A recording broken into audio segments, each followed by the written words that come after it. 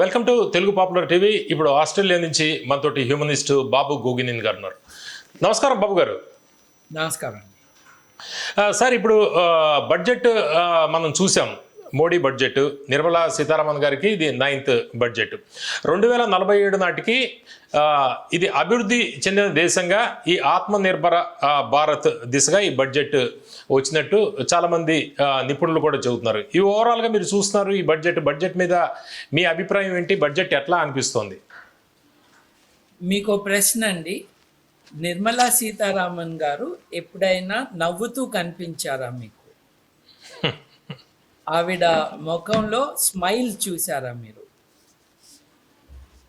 భారతదేశపు స్టాక్ మార్కెట్లో స్మైల్ చూసారా, ఏడుపు చూసారా? నిన్నటి నుంచి 53 లక్షల కోట్ల బడ్జెట్, స్పెండింగ్ బడ్జెట్ ఆవిడ ఇంట్రడ్యూస్ చేస్తే నిన్న 10 లక్షల కోట్లు, ఇవాళ ఇప్పటి వరకు 3 లక్షల కోట్లు అనుకుంటా స్టాక్ మార్కెట్ నష్టపోయిందండి. ఎవరు సంతోషంగా ఉన్నారండి ఈ బడ్జెట్ చూసి? కార్పొరేట్ బడ్జెట్ అని క్రిటిక్స్ అంటూ ఉంటే కార్పొరేట్లే ఇట్లా రియాక్ట్ అయ్యారు. ఇక ఇంకెవరిని పట్టించుకోలేదు కదా, మిగతా వాళ్ళు ఎట్లా రియాక్ట్ అవుతారు? ఏదో భక్తులు కూర్చుని యూట్యూబ్లో చప్పట్లు కొట్టడం కాదండి. I want to take you back to something else. మనది ఒక దేశం, దీంట్లో ఉన్నది ప్రజలు. ఈ ప్రజలతో ఈ దేశం ఏం చేయాలి అన్నది రాజ్యాంగంలో ఉపోద్ఘాతంలో రాసుకున్నాం. ఉపోద్ఘాతంలో రాజ్యాంగంలో ప్రియాంబుల్లో ఒక ముఖ్యమైన పార్ట్ ఏంటి? Social economic justice to all అని. అంటే 150 కోట్ల మంది జనాభా ఉన్నారు.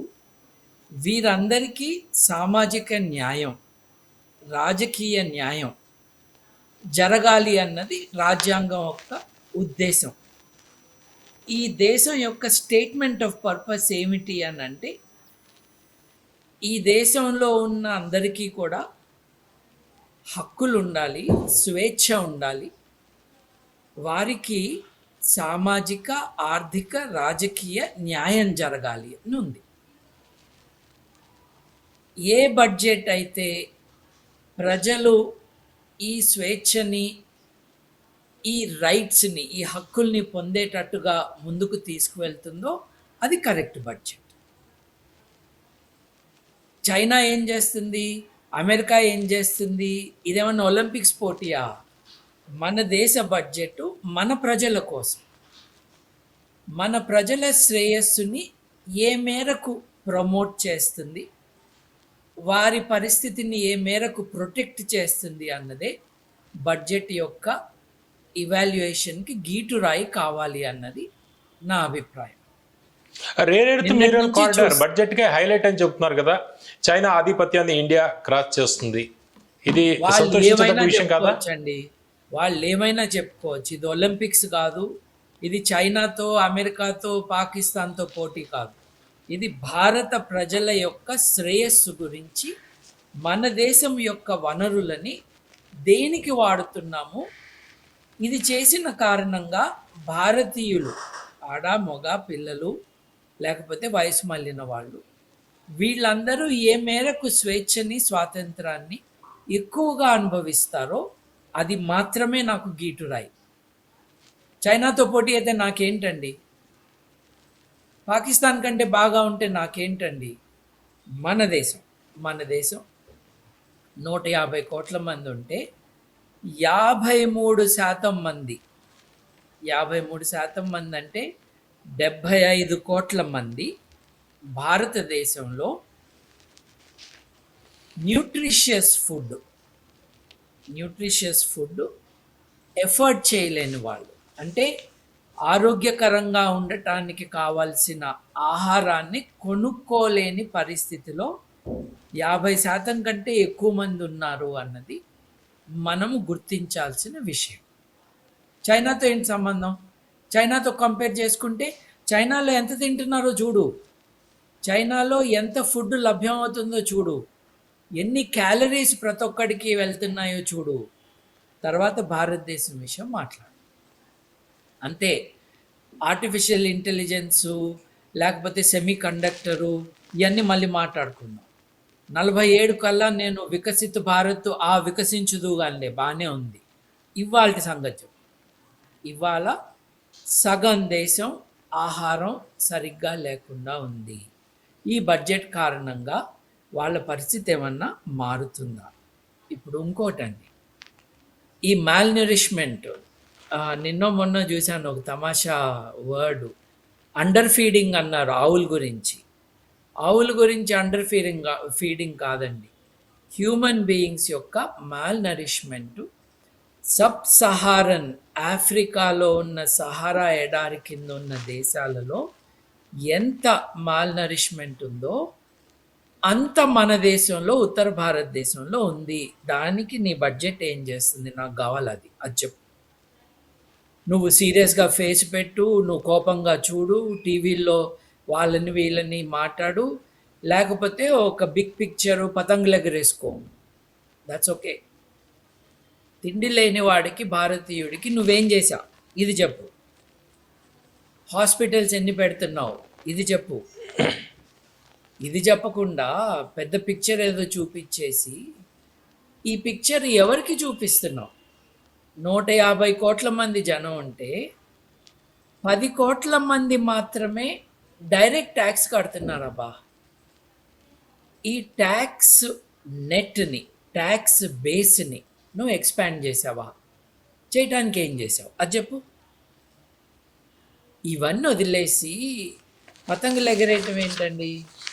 This is not right. ఇప్పుడు ఎందుకు అంటున్నాను ఈ మాట? భారతదేశంలో 53% మంది ఆడవారికి, అంటే 150 కోట్ల మంది భారతీయులు ఉంటే దాంట్లో సగం కంటే ఆల్రెడీ తక్కువ ఉన్నారు ఆడవారు. ఎందుకు తక్కువ ఉన్నారన్నది మళ్ళీ అది వేరే చర్చ. ప్రపంచవ్యాప్తంగా మగవారి కంటే ఆడవారు ఎక్కువ ఉండాలి. మన దేశంలో ఆడవారి నెంబర్ తగ్గింది, బట్ అది వేరే చర్చ, చాలా ముఖ్యమైన చర్చ, కానీ వేరే చర్చ. అంటే ఒక 70 కోట్ల మంది ఆడవారు ఉంటే దాంట్లో సగం మందికి ఎనీమియా ఉంది. ఎనీమియా అంటే రక్తంలో ఐరన్ లేదు, ఇనుము శాతం లేదు, సరిగ్గా లేదు. ఏంటి దేవతలుగా చూస్తున్నావే ఆడవాళ్ళని, వాళ్ళకి 50% మంది కంటే ఎక్కువ మందికి రక్తంలో ఇనుము శాతం సరిగ్గా లేదా? వాళ్ళ గురించి ఏం చేసావు నాకు అది చెప్పు. అట్లాగే పిల్లలండి, అసలు పిల్లల సంగతి ఏంటే, పిల్లల తండ్రులుగా తల్లులుగా ఉన్న వారందరికీ కళ్ళెంట నీళ్లు రావాలి. ఎందుకంటే పిల్లల్లో 13% మంది అండర్ నరిష్డ్, వారిలో బిలో 5% పిల్లలు మాల్ నరిష్మెంట్ 18% ఉంది. 5% కంటే, ఇది 5 ఏళ్ల కంటే ఎక్కువ ఉన్న పిల్లల్లో 31% మంది పిల్లలు స్టంటెడ్ గ్రోత్, అంటే వాళ్ళకి తిండి సరిగ్గా అందని కారణంగా వారి బరువు కానీ వారి ఎత్తు కానీ మామూలు పారామీటర్స్కి అందకుండా ఉంది, తక్కువగా ఉంది. వీళ్ళ గురించి ఏం చేసింది నీ బడ్జెట్ అది చెప్పు. ఎంతసేపు కార్పొరేట్లకి, ఎట్లాగో కార్పొరేట్లేమో ఒక 13 లక్షల కోట్లు వాళ్ళ స్టాక్ మార్కెట్ వాల్యుయేషన్ పడిపోయింది, వాళ్ళకి బాలేదు ఇది. కాకపోతే ఈ ఆర్డినరీ పీపుల్ ఇంకా ఫార్మల్ ఎకానమీలో లేరు. 30% భారతీయ ఎకానమీ క్యాష్లో నడుస్తుంది, బ్లాక్లో నడుస్తుంది.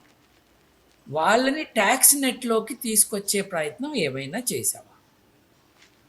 సరే, ఇది చేయలేదు. ఒక 15 లక్షల కోట్ల వరకు గత 10 ఏళ్లలో కార్పొరేట్స్కి పబ్లిక్ సెక్టర్ బ్యాంక్ నుంచి ఇచ్చిన అప్పుల్ని రైట్ ఆఫ్ చేశారు కదా. ఆ రైట్ ఆఫ్ చేసిన తర్వాత కూడా రికవరీ చేయొచ్చు. అది 15% రికవరీ ఉంది. దాన్ని ఏమైనా ఇంప్రూవ్ చేయటానికి ప్రయత్నం చేశాం. అంటే రేపు ఆహారం లేని పిల్లలకి, సరిగ్గా న్యూట్రిషన్ లేని ఆడవారికి, ఆకలితో ఉన్న భారతదేశానికి వారికి నువ్వు ఎటువంటి వెసులుబాటు కల్పించాలనంటే ఈ 15,00,000 కోట్ల అన్రికవర్డ్ లోన్స్ ఏవైతే ఉన్నాయో కార్పొరేట్స్కి, వాళ్ళ నుంచి నువ్వు రికవర్ చేస్తే ఆ 10 లక్షలో 15,00,000 కోట్లలో what ever serious percentage that you recover, అది వాళ్ళ వెల్ఫేర్కి నువ్వు వాడచ్చు కదా. అంటే బాబు గారు ఇప్పుడు చేయట్లేదు ఒక కదా. రోడ్ బాబు గారు ఒక రోడ్ మ్యాప్ తోటి వెళ్తున్నారు. 2047 నాటికి అభివృద్ధి చెందిన దేశంగా తీసుకెళ్ళాలి. ఈ మేరకు మామూలుగా ప్రయారిటీస్ ఒక్కొక్క బడ్జెట్లో ఒక్కొక్క దానికి ప్రయారిటీస్ మారుతూ ఉంటాయి. ఎవ్రీ ఇయర్ ప్రయారిటీస్ వేరు వేరు విధంగా ఉంటాయి. అయితే ఒక రోడ్ మ్యాప్ తోటి ముందరకు వెళ్తున్నారు. 2047కి డెవలప్డ్ కంట్రీగా తీసుకొద్దామని. ఇప్పుడేమో ఇన్ఫ్రాస్ట్రక్చర్, మ్యానుఫ్యాక్చరింగ్ వీటి మీద ఎక్కువగా ఈసారి ఈ బడ్జెట్లో దృష్టి పెట్టారు. అంటే ఇప్పటిదాకా సరిగ్గా లేని పరిస్థితి. ఇప్పుడు ఒక step by step every year మార్పు చేర్పులతోటి ఇప్పుడు ఒక లక్ష్యం దిశగా వెళ్తున్నట్టు అనిపించట్లేదా మీకు? నేను అంటుంది ఒకటేనండి, ఇది ఎవరి కోసం? ఈ బడ్జెట్ ఎవరి కోసం? ఈ బడ్జెట్లో నేను చెప్తున్న 80 కోట్ల మంది విషయం ఎక్కడైనా ఉందా? ఉంటే ఎలా ఉంది? అది చెప్పమంటున్నాను అంతేనే. పైగా మిగతా 80 కోట్ల మందిలో మళ్ళీ 10 కోట్ల మంది మాత్రమే ట్యాక్స్ కడుతున్నారు. సో ఇది ఎవరి బడ్జెట్? ఎవరి కోసం బడ్జెట్? ఇది క్యాపిటల్ ఇంటెన్సివ్ ఇన్వెస్ట్మెంట్కి ఫోకస్ పెట్టిన బడ్జెట్. తప్పకుండా మనకి ఇన్ఫ్రాస్ట్రక్చర్ కావాలి, మనకి డిజిటల్ ఇన్ఫ్రాస్ట్రక్చర్ కావాలి. డిజిటల్ ఇన్ఫ్రాస్ట్రక్చర్ కారణంగా కొత్త రకాల ఉద్యోగాలు వస్తాయన్నది వాస్తవం. కానీ నిజంగా మనల్ని చంప మీద గట్టిగా కొడుతూ మాట్లాడితే వికసిత్ అంటున్నావు, నువ్వు ఎట్లా వికసిస్తావు అని అడుగుతున్న ప్రశ్న ఏంటంటే 80 కోట్ల మంది భారతీయులు ఫుడ్ సబ్సిడీ మీద బతుకుతున్నారు. అంటే వారి ఆహారాన్ని వాళ్ళు కొనుక్కోలేకపోతున్నారు. రాజ్యాంగం ఏం చెప్తుంది? అసలు ఈ దేశం ఉద్దేశమే అందరికీ కూడా న్యాయం జరగాలి, సోషల్ జస్టిస్ ఉండాలి, ఎకనామిక్ జస్టిస్ ఉండాలి. సో మీరు చెప్పారు చూడండి, ఇన్ఫ్రాస్ట్రక్చరు, డిజిటల్ ప్రోగ్రెస్ తప్పకుండా ఉండాలి, కాదని ఎవరంటారు? కానీ ఈ పాలసీస్తో పాటు నీ సోషల్ పాలసీ ఏంటి? ఈ రెండింటిని ఎక్కడన్నా లింక్ చేసావా? 10 ఏళ్ల పాటు, కనీసం 10 ఏళ్ల పాటు, బహుశా 20 ఏళ్ల పాటు మనం భారతదేశంలో 65% of India is below 35 years of age అన్నారు. అంటే అది ఒక 80-90 కోట్ల మంది యువకులు. నువ్వు 20 ఏళ్ల పాటు నా దేశంలో యువత 35 ఏళ్ల కంటే తక్కువ అని చెప్తున్నావే, 20 ఏళ్లలో 35 ఏళ్ల యువతకి 55 ఏళ్ళు వచ్చినాయి కదా. వీళ్ళు ఈ ఎకానమీలో పార్ట్ అయ్యారా కాలేదా? చెప్పు, సమాధానం చెప్పు. వాళ్ళని ఎట్లా ఇన్వాల్వ్ చేసావు? వాళ్ళకి అన్ఎంప్లాయ్మెంట్ లెవెల్స్ ఏ రేట్లో ఉన్నాయి? ఇప్పుడు unemployment levels, youth unemployment levels 15% ఉన్నాయి. ఇప్పుడు ఏఐ తీసుకొస్తావు, సెమీ కండక్టర్స్ తీసుకొస్తావు, అది వద్దన్నట్లేదు, అది తప్పన్నట్లేదు. ఈ ఫోకస్తో పాటు సోషల్ పాలసీ ఎంఫసిస్ ఏది? ఆకలేస్తుంది నాకు చెప్పు విషయం. నువ్వు సినిమా చూపిస్తా అంటే ఎట్లా? నాకు ఆకలేస్తుంది, నాకు ఉద్యోగం లేదు, నాకు కానీ నా భార్యకు కానీ రక్తంలో ఇనుము శాతం తక్కువ ఉంది, నా తిండి నేను కొనుక్కోలేక, గవర్నమెంట్ రూరల్ ఇండియాలో 75%, అర్బన్ ఇండియాలో 50% పీపుల్ వాళ్ళ తిండి వాళ్ళు కొనుక్కోలేక గవర్నమెంట్ సబ్సిడీ మీద ఆధారపడుతుంది. అట్లాగే 2025లో 4.5 కోట్ల మంది, 4.5 కోట్ల మంది కాదు, 4.5 కోట్ల కుటుంబాలు అడిక్వేట్ ఎంప్లాయ్మెంట్ లేక మన్రేగా హెల్ప్ పొందుతూ ఉన్నారు. వీటన్నిటి గురించి మాట్లాడిన బడ్జెట్ భారతదేశ బడ్జెట్. వేరే ఏ బడ్జెట్లు అయినా కూడా చైనాకి, అమెరికాకి కంపారిజన్ ఎట్లా కంపేర్ చేస్తామండి? ఇప్పుడు భారతదేశము పర్ క్యాపిటా జీడిపి $3,000 లేదు కదా. దాంట్లో భారతదేశంలో top 10% belongs to 1% of the population. అవి తీసేస్తే అసలు పర్ క్యాపిటా $2,000 కదండి. అవును. చైనా పర్ క్యాపిటా $13,000 కదండి. చైనాతో ఏంటి మనం పోటీ పడేది? ఈ విషయంలో మనకు కంపారిజన్ లేదు. మెక్సికోతో లేదు, చైనాతో లేదు. మన ఛాలెంజెస్ మనకున్నాయి. ఆరోగ్యకరంగా మనం బతకగలగాలి. భారతదేశంలో 1,000 హాస్పిటల్స్ కావాలి. ఎన్ని జిల్లాలు ఉన్నాయి భారతదేశంలో? ప్రతి జిల్లాకి ఒక హాస్పిటల్ కావాలి, మోస్ట్ మోడర్న్ హాస్పిటల్. అది తీసురా. ప్రతి రాష్ట్రంలో న్యూట్రిషనల్ మ్యాటర్స్ మీద ఫోకస్ కావాలి. Let us do it. Aadhaar card లేకపోతే పాన్ కార్డు, దాంతో హెల్త్ ఇండికేటర్స్ని లింక్ చేయి. అందరి ఆయురారోగ్యాలని చూసుకో. దెన్ ఆటోమేటిక్లీ మన ఎకానమీ కూడా బెటర్ అవుతుంది. 25% భారతదేశానికి అక్షరాస్యత లేదు. ఏవి ఈ బడ్జెట్లో 10,000 స్కూల్స్ నేను స్టార్ట్ చేస్తున్నానని చెప్పారా నిర్మలా సీతారామన్? నాకైతే చెప్పినట్లేదు. So let us focus back. ఎందుకంటే బడ్జెట్ అన్నది కేవలం పద్దులు చూసే ఒక డాక్యుమెంట్ కాదండి. బడ్జెట్ అన్నది రాజ్యాంగంలో ఉన్న రాజ్యాంగ విలువలతో దేశం యొక్క ఎకనామిక్ ఆబ్జెక్టివ్స్ని అనుసంధానం చేసుకుని దానికి సోషల్ డెవలప్మెంట్ ఇండెక్సెస్లో మన డెవలప్మెంట్, హ్యూమన్ డెవలప్మెంట్ ఇండెక్సెస్లో మన డెవలప్మెంట్ ఏ మేరకు వెళ్ళింది అన్నది చూసుకోవాలి. అప్పుడు నువ్వు నిజంగా వికసిస్తావు. ఇప్పుడు కాంగ్లోమరేట్స్ అంటే ఇప్పుడు రష్యాలో కానీ వేరే దేశాల్లో కానీ కొన్ని కంపెనీలకే ఆధిపత్యం వచ్చేటట్టుగా చేసే ఎకనామిక్ పాలసీస్ ఏం చేస్తాయి అని అంటే ఉద్యోగాలు ఇచ్చే కంపెనీలు అవుతాయి. మనం ఫ్రీ ఎంటర్ప్రైజ్ కావాలని కోరుకోవాలి. కార్పొరేట్ డామినేషన్ కాదు, ఫ్రీ ఎంటర్ప్రైజ్. ఫ్రీ ఎంటర్ప్రైజ్లో ట్యాక్సెస్ని ఫేర్గా అప్లై చేసేటట్టుగా.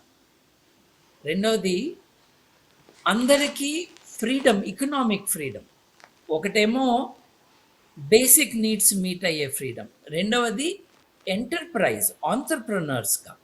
అంటే ఒక పారిశ్రామికవేత్తగా ఆల్రెడీ బాగా గట్టిగా ఉన్న పరిశ్రమలు ఉన్న వాళ్ళే కాదు, ఆర్డినరీ పీపుల్ కూడా ఒక పరిశ్రమ పెట్టడానికి లేకపోతే ఇండివిజువల్ ఇనిషియేటివ్తో ఎకనామిక్ ఫ్రీడమ్ని ఎక్సర్సైజ్ చేసుకునే అవకాశం ఉండేటట్టుగా ఉంటాం.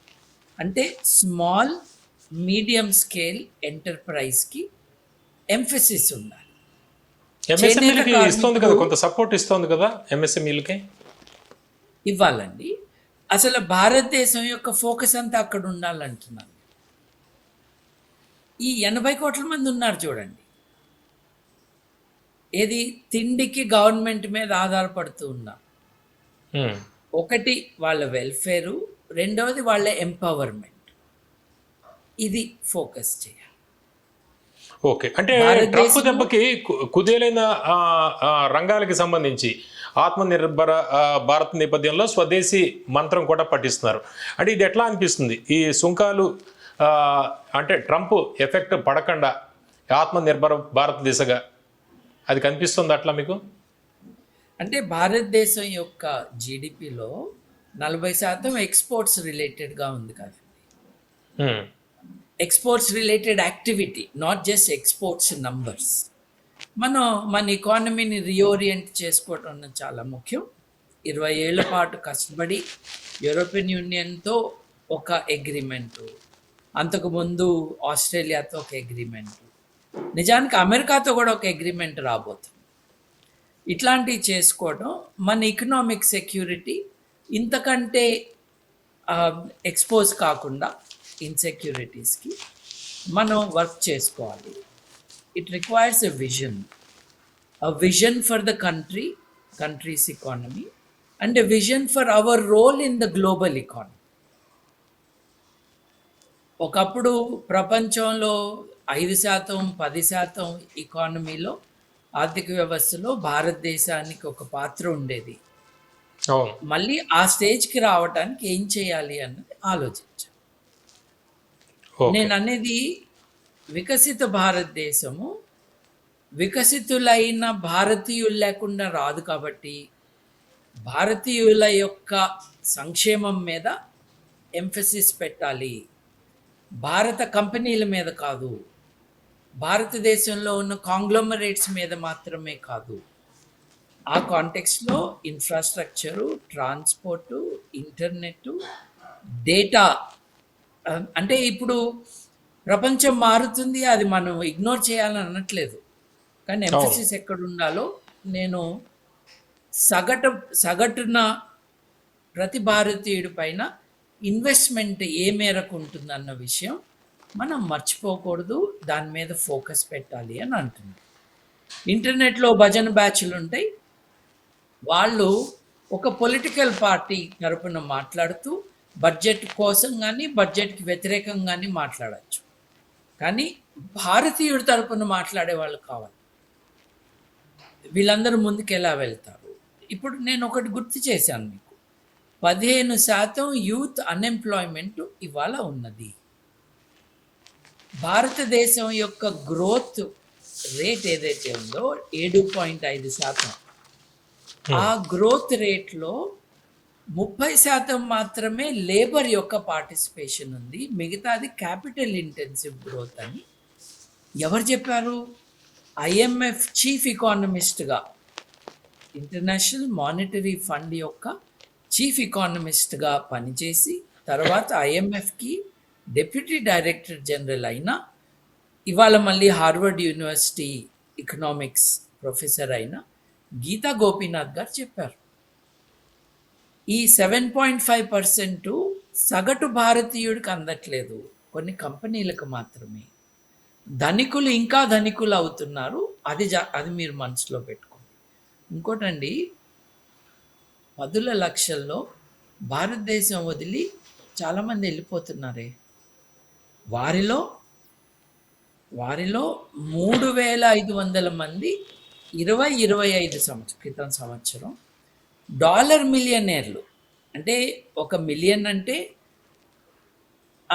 9.5 కోట్ల రూపాయల ఇన్వెస్టబుల్ వెల్త్ ఉన్నవాళ్ళు. అంటే ఒక ఫ్లాట్ ఉంది, 1 ఎకరం పొలం ఉంది, దాని విలువ 9 కోట్లు కాదు. ఇన్వెస్ట్ చేయగలిగిన 9.5 కోట్ల రూపాయల వర్త్ మనీ ఉన్నవారు భారతదేశం నుండి 3,500 మంది వెళ్ళిపోయారు. గత 10 ఏళ్లలో 10 లక్షల మంది వెళ్ళిపోయారు. వాళ్ళు ఎందుకు వెళ్ళిపోతున్నారు? అట్లాగే ఢిల్లీలో ఊపిరాడట్లేదు. ఢిల్లీలో ఈ మీటర్కి అందని రేటింగ్లు వస్తున్నాయి, air pollution index, air quality index. మరి ఆ ఎయిర్ క్వాలిటీ ఇండెక్స్ అక్కడ ఉంది కదా, దాన్ని తగ్గించడానికి నీ బడ్జెట్లో ఎంత అలొకేషన్ ఇచ్చావు? క్వాలిటీ ఆఫ్ లైఫ్, ధనవంతుల క్వాలిటీ ఆఫ్ లైఫ్ని కూడా నువ్వు బాగు చేయటానికి ఎంత అలొకేషన్ ఇచ్చావు? ఇవి మన గీటురాళ్ళు అయినప్పుడు భారతదేశం యొక్క క్వాలిటీ ఆఫ్ లైఫ్ మెరుగవుతే మనందరం ఎక్కువ కాలం బతుకుతాం. ఇప్పుడు గీతా గోపీనాథ్ గారు ఇంకొక మాట గుర్తు చేశారు, కొత్త విషయం ఏం కాదు. లక్షల మంది భారతీయులు పర్యావరణం స్వచ్ఛంగా లేని కారణంగా తొందరగా చనిపోతున్నారు. అంటే మనందరం ఎక్కువ కాలం మెరుగైన ఆరోగ్యంతో బతుకుతూ ఇంకా ఎక్కువ సంతోషంగా ఉండాలి అని అంటే మన మీద మనం ఇన్వెస్ట్ చేసుకోవాలి పర్యావరణం విషయం. అది ఏమైనా మెరుగైన స్టాండర్డ్స్ అట్లాగే అలొకేషన్ ఆఫ్ ఫండ్స్ చేశారా? మనకి అంతర్జాతీయంగా ఈ మిల్లెనియం డెవలప్మెంట్ గోల్స్ అంటే ఐక్యరాజ్య సమితి ప్రపంచవ్యాప్తంగా ఉన్న దేశాలన్నిటికీ 25 ఏళ్ల క్రితము ఒక ఛాలెంజ్ విసిరి మన దేశం దాన్ని ఒప్పుకున్నది. మనం ఆకలిని తగ్గించటం, ఎక్స్ట్రీమ్ పావర్టీని తగ్గించటం, ఆడ మగ మధ్యలో ఉన్న వ్యత్యాసం తగ్గించటం, ఇటువంటివి మనం హెల్త్ విషయాలు మనం కొన్ని ఒప్పుకున్నాము. ఆ పాత్లో మనం కొంచెం ముందుకు వెళ్ళాం కూడా. అన్ని అవును. దేశాల్లాగా అన్నిట్లోనూ మనం వెనుకబడి లేము. దాన్ని మనం కంటిన్యూ చేయాలి. అట్లాగే ప్యారిస్ ఒప్పందం పర్యావరణం పైన ప్రపంచవ్యాప్తంగా దేశాలన్నీ కలిసి ప్యారిస్లో ఒక ఒప్పందాన్ని మనం ఒప్పుకున్నాము, సంతకం పెట్టాం. ఈ ప్యారిస్ ఒప్పందంలో ఉన్న ఆబ్జెక్టివ్స్ని మీట్ అవ్వటానికి మనకు కొన్ని అంతర్జాతీయ ఇంటర్నేషనల్ ఆబ్లిగేషన్స్ ఉన్నాయి. ఆ ఆబ్లిగేషన్స్ ఫుల్ఫిల్ చేయటానికి బడ్జెటరీ అలొకేషన్ ఎంత అది నాకు చెప్పు. This is important. ఇప్పుడు డిజిటల్ హైవే, డేటా సెంటర్స్ని పెంచడం, దీన్ని ఎవరు కాదంటలేదండి. ఇప్పుడు ప్రపంచం అంతా ముందుకెళ్తుంది, మనం కూడా వెళ్ళాలి. కానీ వెనుకబడిన భారతదేశంలో నేను చెప్పిన ఫ్యాక్టర్స్, ఇండెక్సెస్, ఇండికేటర్స్ ఇవన్నీ ఉన్నాయి అసమతుల్యత. కదా.